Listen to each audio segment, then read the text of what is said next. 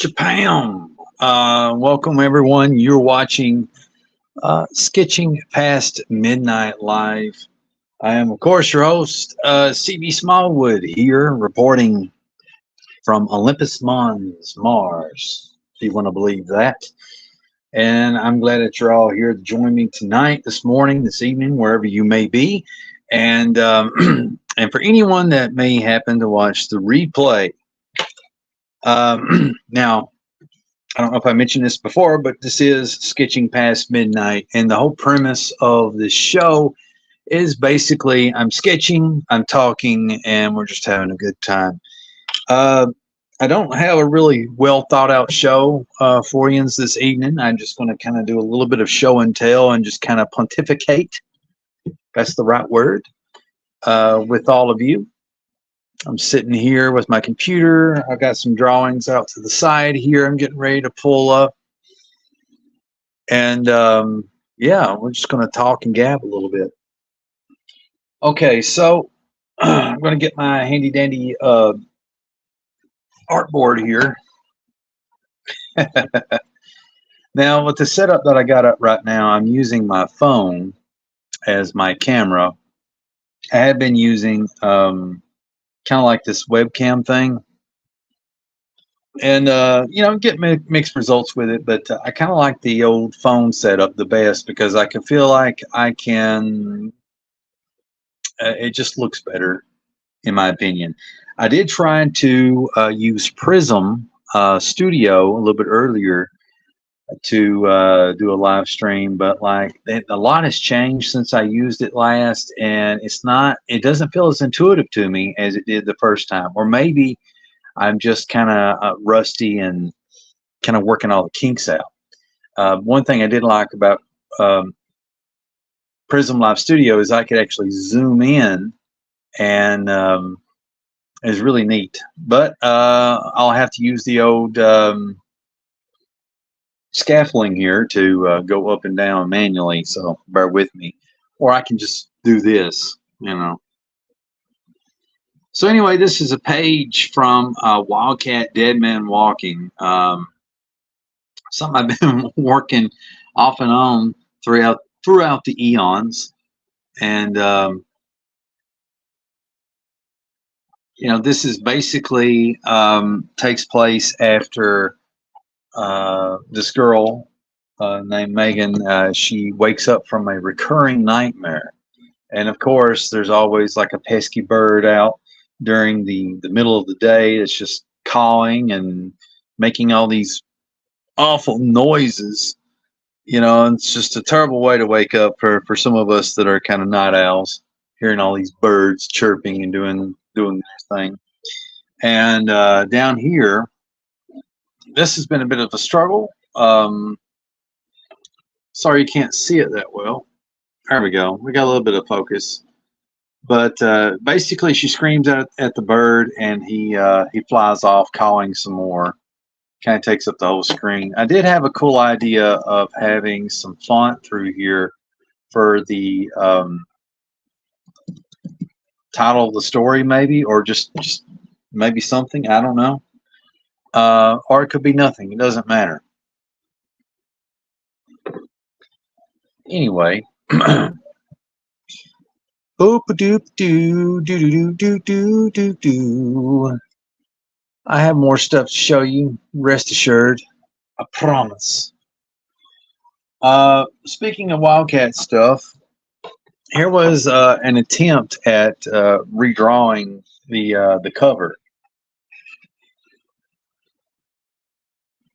and there's things I like about this, and there's things that I don't like. First of all, I will talk about what I like about this art. It's a little bit sloppy here, but my cross hatching and feathering is a lot more tighter, a lot more disciplined. I have a better idea of what I'm doing and how I'm doing it. Also, I tried to give him more of a grimace Um, but I'm actually I've actually second guessed myself on this, and I showed more of a clawing here. You know, as he's trying to pull himself up out of the ground.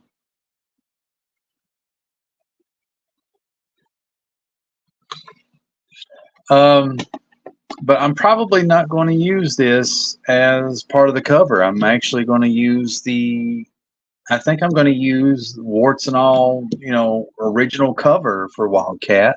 That would have been the first issue cover. I happen to have that here. The colors on this in person are kind of gaudy because for some reason it didn't print right. But through this YouTube video, it looks the way it should. There's Wildcat with his golden fingernails, the way they used to be. Before I changed them to black, when I asked the audience, "Do you want black or gold fingernails?" And this is like one of two, maybe one of three proof copies that that I had gotten from Kablam of the original comic, and this was for the failed Indiegogo. And I'm glad it failed. I learned a lot, and there's things that I can do better. But this cover, I like this cover. I stick with it. There, you know, there's things wrong with the anatomy and this and that, but there's a lot right going on with it, which is pretty odd. And I've done a flip through of this before, you know, but you know, I won't be using any of this artwork for the rebooted Wildcat Dead Men Walking, you know, other than the cover. Unless people be like, no, don't use that awful cover. But there might be like pages that I may redraw that, you know, I thought looked pretty cool. I like this page, you know, this is pretty cool to me.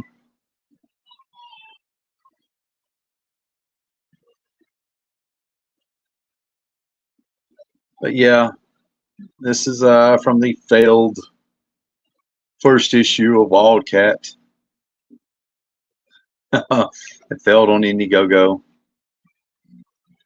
But you know, I'm pretty surprised at how well that I feel like that it reads. You know, visually, pretty straightforward. I think you just don't know the specifics of what's happening, but you just know stuff's happening. You know, and it's interesting stuff, which I love, which I like. I always thought this was pretty cool. This is like a big baddie who I may actually redesign later on. Kronos or Cronus, whatever. And he's just kind of floating out in space, and he gets reawakened. And look at that. Usually my light and shadow is pretty crap, but this actually looks like how I want it to be, like a 3D hologram thing, and it's giving off light. That is pretty cool that I pulled that off. But anyway, you know, I wanted a doomsday type character that Wildcat at some point in the future is going to have to face, and it'd be like 100 days until he gets there. So it could be like 50 issues or 100 issues, and this guy shows up on planet Earth and causes a lot of havoc. You know, so that would have been a pretty good start. And since I'm doing show and tell, you know, let me show you a Wildcat comic book that was successful, that did get fulfilled on Indiegogo, thanks to all my friends in the indie sphere. You know, they made this happen.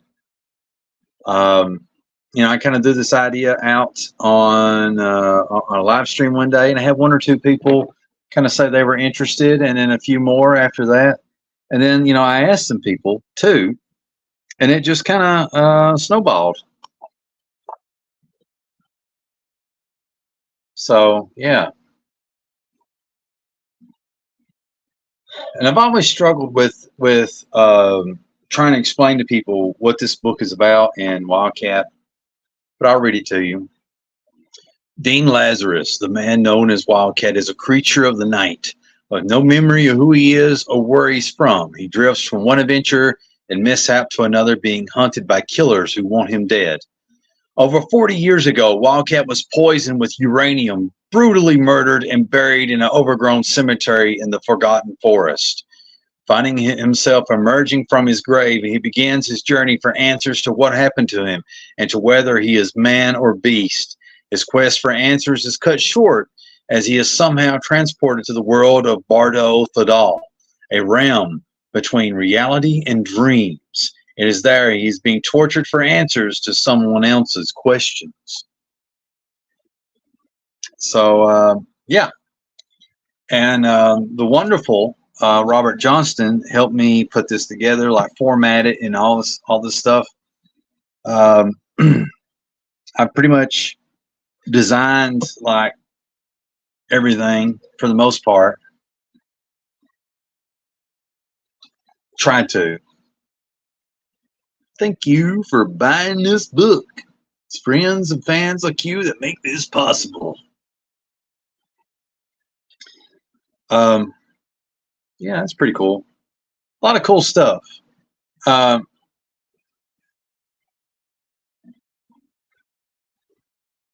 know, the interesting thing about this anthology is that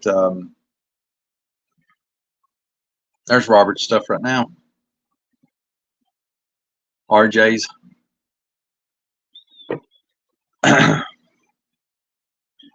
But, you know, putting this together, you know, learned a lot.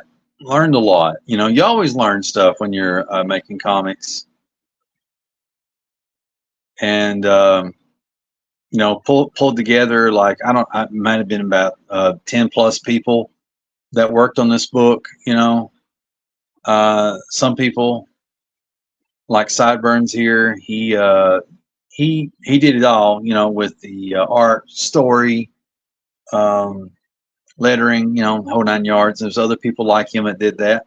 And then there was some people that were part of a creative team that, you know, writer, penciler, inker, letterer.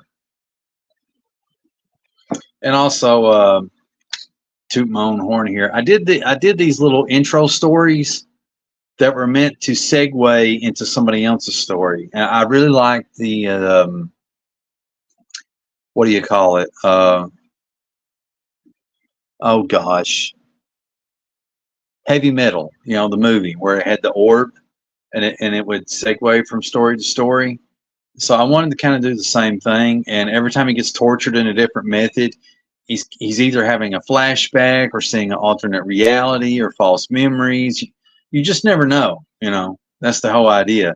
And then you had the introduction of the chapter.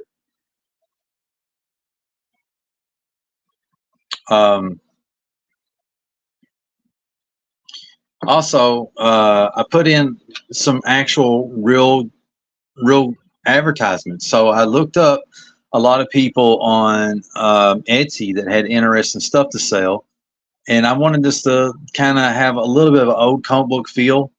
I put their ads in there for free because it wasn't about the money. I mean, if somebody wanted to pay and put an ad in there, that'd been awesome, you know.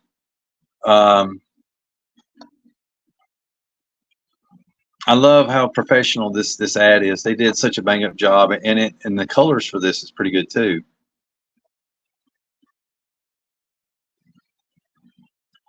But anyway, B.W. Smith's story. This is my art. And he did such a fantastic job, and I'd like to give him a shout out too because he did a lot of editing. You know, so I would send him JPEGs or whatever of these pages, and sometimes he'd be like, "Can you change this? Can you do this? You know, that sort of thing." And you know, he was checking for errors, but he was also looking for ways to improve stuff. So I thought that was pretty cool. He is a top-notch writer. Really good.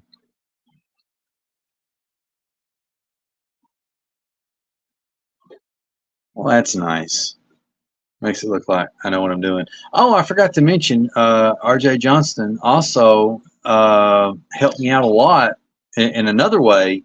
Like, he did the gray tones on this, and he knocked it out of the park. You know, because um, like the black and white art that I did by itself, I think looks really cool. But when he put the gray tones on it in his way, he added a little bit of his own artistic flavor to it. And sometimes these things go south and sour, you know, like an inker that goes and inks something that looks cool, but for some reason they always mess up the eyes. But here, and this isn't inks I'm talking about. I'm talking about gray tones. Here, he added to it in a way to where it really made it pop, really made it sing. You know what I mean? RJ Johnston, really cool. And here, you can pretty much just see my line art. I may have done some gray tones myself. Here, I kind of used traditional. There you go, old comic book manga stuff. But I did it kind of light, I think. Oof. Here's like a misprint error. I'm not sure what happened there. That's odd. But it is what it is. I don't get too bent out of shape out of it or upset about it. I like that. See, there was a panel that I was kind of proud of. I don't know what it is. Look at that. It actually looks like I know what I'm doing. I have these days, Fish boy. I think it was this panel. I felt this was kind of like it doesn't look like Jim Lee, but I felt like, this is like kind of like a Jim Lee professional panel almost. So I was really proud of that. It's toot my own horn. Cross hatching on this thing is awful, but it works. It works. Oh man, I was trying to cram a lot of story in very few pages because I really wanted to wrap this thing up because it was getting to the point it's time to get this thing finished, time to get it done, and I was trying to play the role of editor a little bit, and so there was some struggles with that. My editing style was very loosey goosey. I didn't want to hammer people on the head about stuff. Do. Very cute, very cool. Duckling Star. You scan there. Some more cool stuff from Peter DeLuca.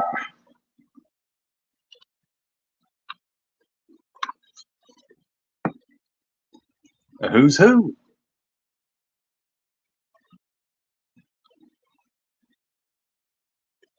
All right. So anyway, yeah. I went through a show and tell that's way out of this world, right? Right. Let's see. I got all kinds of comments. I've ignored everybody and their mother.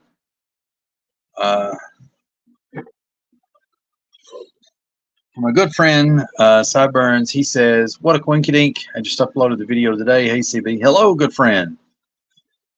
He says, "Have you seen my Judge Dredd one? You might like it." No, I've not seen it.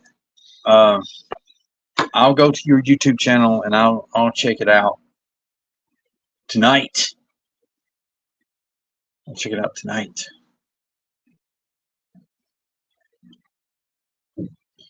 If you have a PDF of Wildcat, I'd love to read it.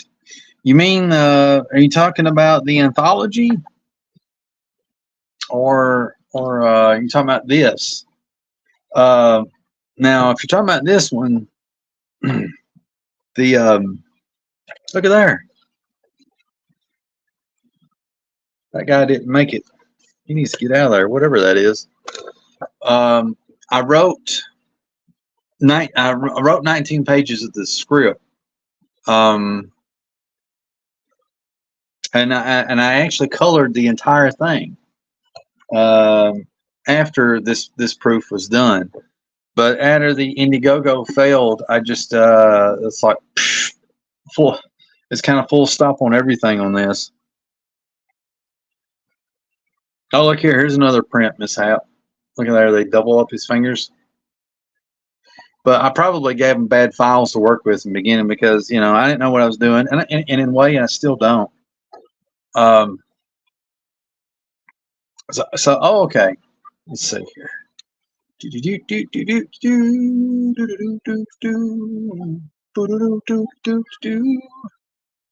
Got 4 copies of the anthology. I thought you did. I thought you did.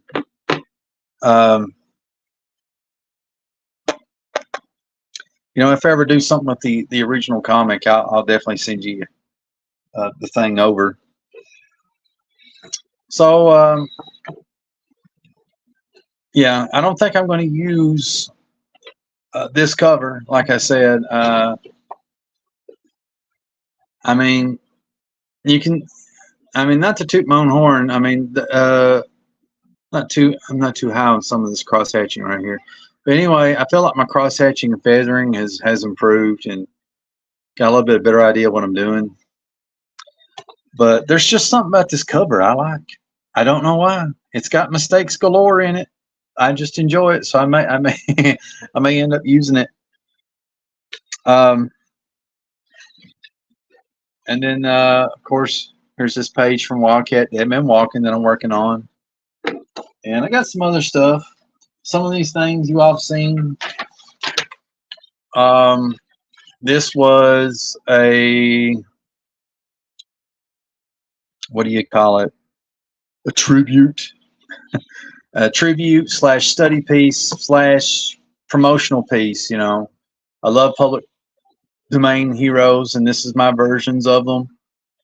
And this was a study piece that I was doing off of Brett Booth, and let me tell you, Brett Booth is on fire these past several years. You know, since he's been out of work at DC and stuff like that, his art's actually got great. Not to say he wasn't great before, but I think part of the problem is they've been pairing him up with like terrible inkers, and he's got a good inker that he gels with. You know, this guy gets it. You know, he's not butchering the pencils and stuff like that. You know, and he enhances the pencils in different places, in much the way Scott Williams can be very beneficial to Jim Lee. But anyway, so he did this X-Men thing, and I didn't know that Brett Booth was actually doing a tribute of Jim Lee. So it just goes down and down the rabbit hole. So yeah. I didn't put after Brett Booth or after Jim Lee on this. You know, I don't know. Maybe I will in the future or something like that. But I plan to do something with this. I think this looks pretty cool, and I may try to color it or whatever, and put it up as a poster in my room. Also, I did some fan art of Liam Gray's Dino King, and I think that's turned out pretty well. Probably could do a little bit more foliage up here, but my thinking was this empty space here is big enough to put the words Dino King logo right here, that type of thing. So it didn't really matter. I didn't want to get too hot and heavy with it. This guy right here is supposed to be Dino King. And I got some Velociraptor looking things. And now before anybody says like, hey, you are a dinosaur drawing mofo. Well, I use reference. I'm a Neil Adams type of guy. I'm sold on using reference, and it's hard to find good reference on things. Now, um, I drew this my way. I've added a lot of details and a lot of textures on it, you know. But I feel like this turned out pretty good. And maybe in the future I might ink it and color it or something. I don't know. I don't know. Let's see here. That's some other stuff.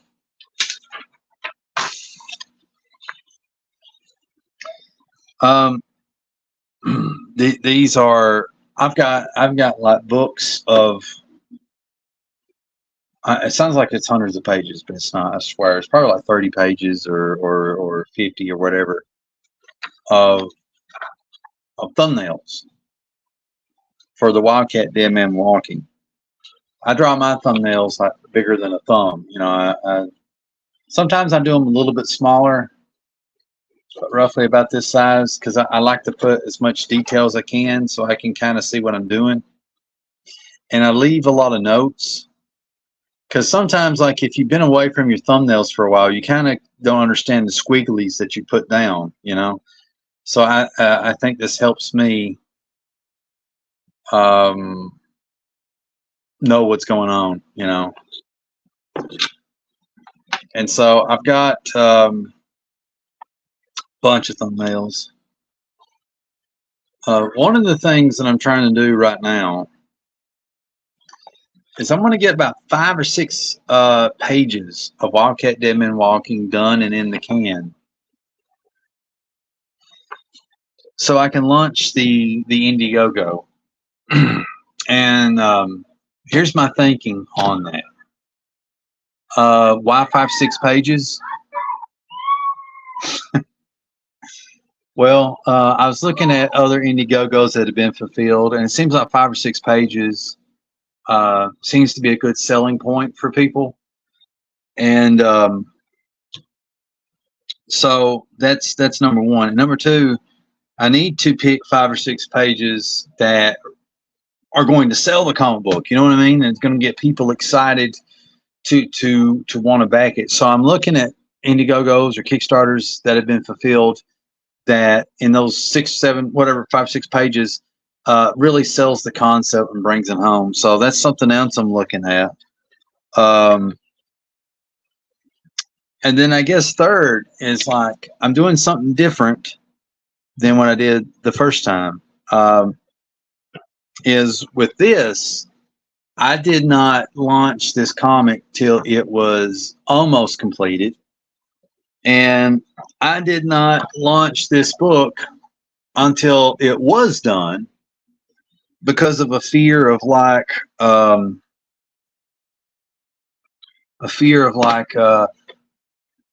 know, like what if I launch it and it's not done, and like several months go by, or what if like many months go by, and you know I didn't want to screw anybody out of a book, because you don't know what can happen. You know what I mean?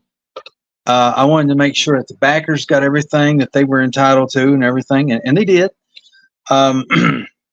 But now my thinking, hear me out. I'm a lot more confident in my skills as an artist, but I'm also realistic about my skills. You know, I'm not the best there is, best there was, best there ever will be. But my thinking is get 5 or 6 pages that wow people, show them what the book's about a little bit, and launch the Indiegogo and push it, and then hopefully, if it raises X amount of money, the ideal thing is I'll quit my job. I'll quit my job and I'll make this my job. But will that happen? I don't know. I don't know. And you know how manic I am, guys. You know, one minute I say I'm going to do this thing, and the next minute I do something entirely different. So my mind is constantly ebbing and flowing. I'm not one of those people that that flips houses. I don't do that for a living, but I'm just saying, where I come in and like, well, I want to do this. I want to remove all these tiles out of this bathroom, and I want to put a shower in, get rid of this tub. And then at the last moment, after they're starting work on it, well, this ain't looking right. So I want to put a tub back in it. I'm that guy. I'm that annoying guy. So I got these old pages of Wildcat, and ones that look like keepers. And so, I'm tinkering with them, doing stuff. I probably will add some more shadows here and there, more textures and stuff. I feel like that bottom panel really brings it home, though. Really sells the book. Got a page inked of the murder sequence, and this is actually a dream that Megan's having. This girl lives in southeastern Kentucky. She keeps having this reoccurring nightmare of Wildcat getting murdered, and his murder took place like 40 years ago, give or take.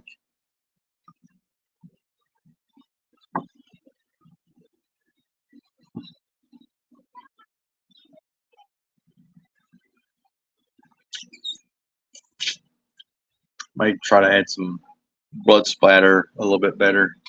Do the toothbrush thing. The toothbrush thing. Got this bad boy. This was just like a study piece of trying to study Mike Mignola and some Andy Kubert, things like that. And I really liked how it turned out, And so I was like, maybe I'll make it a page. Somebody also pointed out that he's missing his rock arm. I was having a Liefeld moment, so I'll have to fix that.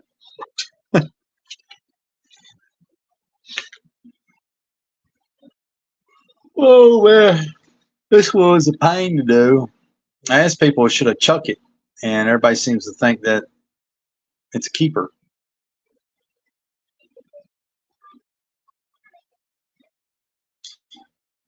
I just really wanted to kind of show Megan's personality in this panel of her waking up from the nightmare and kind of give a vibe. The only thing I don't like about this page is Megan herself, the way she's rendered. And I don't mean like the crappy shading work either. I'm talking about the face and stuff. I'm really big on faces, and this didn't do it for me.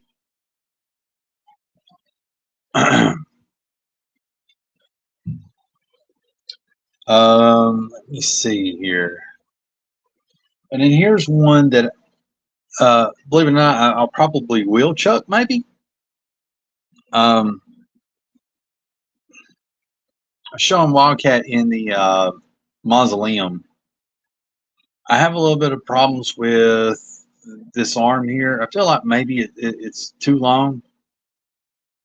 It looks cool, though.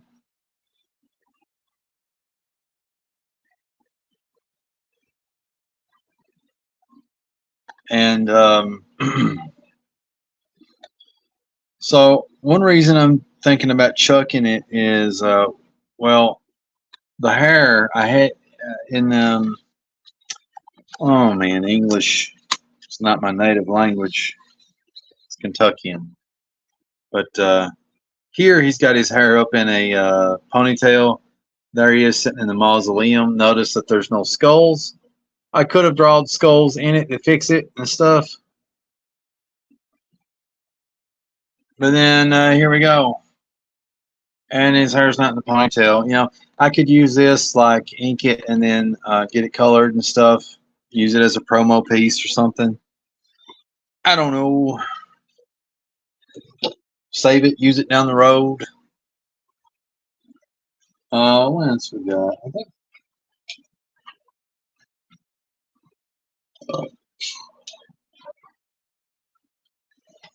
think I have a few more things. But anyway, yeah. So I've at least got 1, 2, 3, 4. I feel like good keeper Wildcat pages.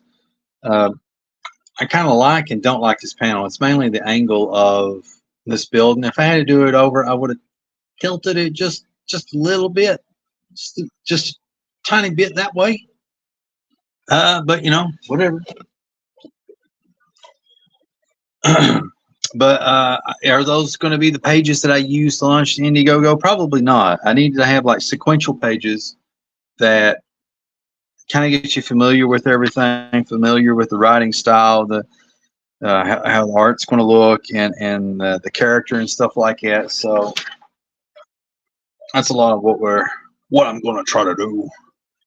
And of course, down here, you know,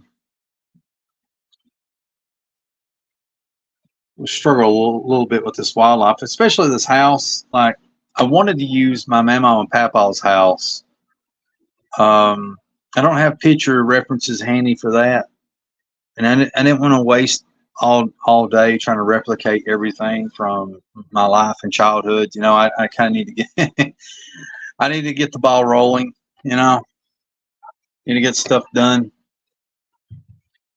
Feel like this turned out fairly good, though. I don't know if people will like this or not.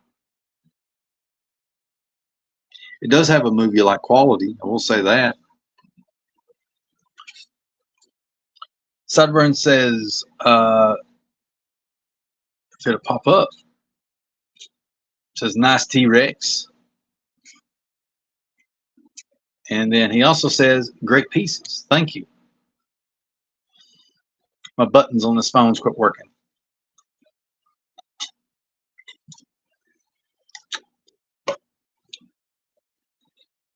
Oh man, I still broadcast it. Let me check. Let me check.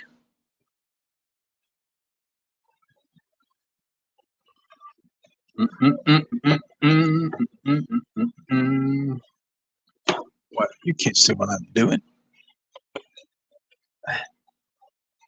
Yeah.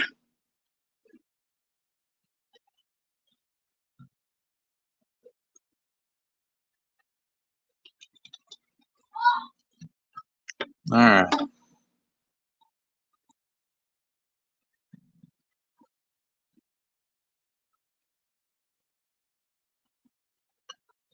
Oh yeah, still live. Cool. All right. So other things to report. So I'm working. I'm drawing stuff. There's been about 4 or 5 people that's messaged me here lately about different things. You know, some stuff personal, some stuff comic and making comics related. And the only reason I haven't got up with people is like I was trying to think of what to say and have a plan for things and stuff like that. So I hope everybody forgives me and be patient with me. The other thing is, like, you know, I plan on doing some more YouTube stuff, and I guess this is a step in the right direction, you know, because it's all you have to do to live stream. I mean, there's a little bit more to it, you know, but just point your camera and turn it on and start live streaming. But yeah, I plan on doing more with YouTube. You know, try to make a go with it, and not necessarily going to try to make money from YouTube, but use YouTube as a means to make money. And what I mean by that is, you know, basically get eyeballs on the stuff I'm working on. You know, use it to promote myself. I see a lot of people, like in the indie comic scene, wanting to latch on to this celebrity or that celebrity or whoever and this and that for their hopes and dreams to be fulfilled. And I'm not throwing shade at people, but I'm just saying that's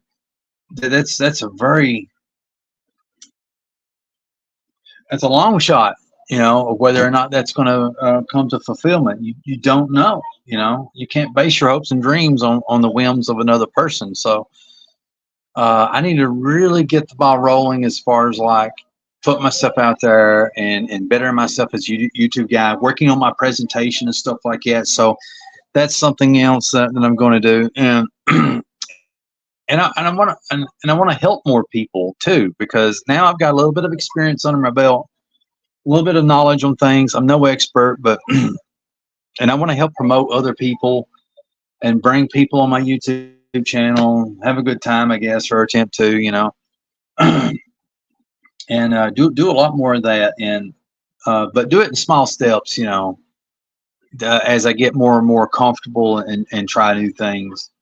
I'm a creature of comfort, but I also like a little bit of spice. So I'm going to have to get out of that and put a lot more spice in what I'm doing. Also, I've got a bunch of comics that I was supposed to review, and there's going to be a bunch of videos on that stuff. I got this, and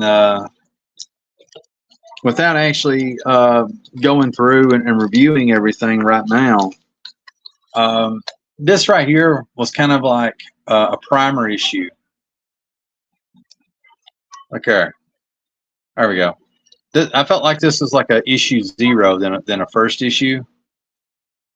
There are some mistakes in here, but let me tell you right now, I'm not dogging the guy because his comic book's far superior to what I'm putting out right now. But I am trying. I will get better. I will push myself. But this to me read like a 0 issue right before the actual first issue kicks in. And I read about half of this. So I don't know. The verdict's still out on that. I also have Rob Liefeld's Brigade. This right here, you know, for those of you don't know the controversy, you know, it's a very controversial book. It was a Kickstarter launch, and this actually was passed out at the convention before backers got their books. This is a book nobody's heard about, Rob Liefeld's Last Blood. Do a review on that. Some more All Cat comic stuff I'm going to do reviews on. I'm very curious about this one. I just flipped through it.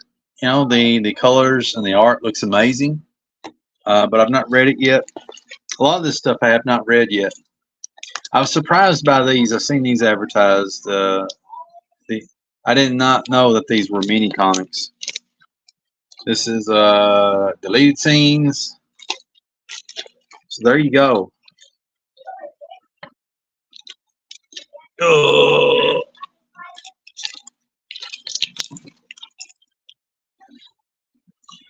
Anyway, next on my agenda list, I need to figure out where the heck is Gibran. I always get his name mixed up. I'm terrible. I need to find out where this guy's at. You know, where's Jeff Lafferty? Where's he hiding at? You know, we got to see the creator of the 100s make his return, Kevin Cross. I'm in contact with R.J. Johnston off and on. Haven't heard much from you know, several other people. You know, we need to change that. You know, of course, I heard from Sideburns. I hear from him every so often in the chats and stuff when I actually do these things. I've talked to Peter DeLuca once in a blue moon. Haven't heard from Jan in a while, or Peter Palmiotti, or good buddy Abel Parsons, and Frank Salazar. I haven't heard from him in eons. There's a whole bunch of other people, you know. I need to reach out, grab these people, pull them back in, you know. Then there's Adam. I haven't heard from him in a while. Oh, there's so many wonderful people. But anyway, before I get off here, I want to say something, you know, really quickly. Don't know when I'm doing a live stream again, but I will. I'm going to do hopefully some more videos and stuff like that. But I want to say to a lot of you that are following a lot of politics, a lot of things going on online, uh, please don't get too wrapped up. You know, I know that there's a lot of stuff that you deservedly need. That it's important that you should feel that way. But you have to keep in mind that there's a lot of people, a handful of people that are actually trying to rile me up, rile you up, rile everybody up. Get us upset at one another, and let's not let that happen. The best we can anyway. And let's try to help one another. Let's push one another. Let's get to where we want to go. You know what I mean? And with that said, just want to remind everybody to be the tide that rises all ships, to be the change that you want to see. So if you want to see change in the world that's positive, you have to start with yourself first. And I truly believe that if you have righteousness on your side, mighty forces will come to your aid. As always, friends, with much love, just want to say that I'm glad you tuned in. I'm glad that you're going to watch the replay. And love y'all. Take care of yourselves. And I will hopefully see you in the next video.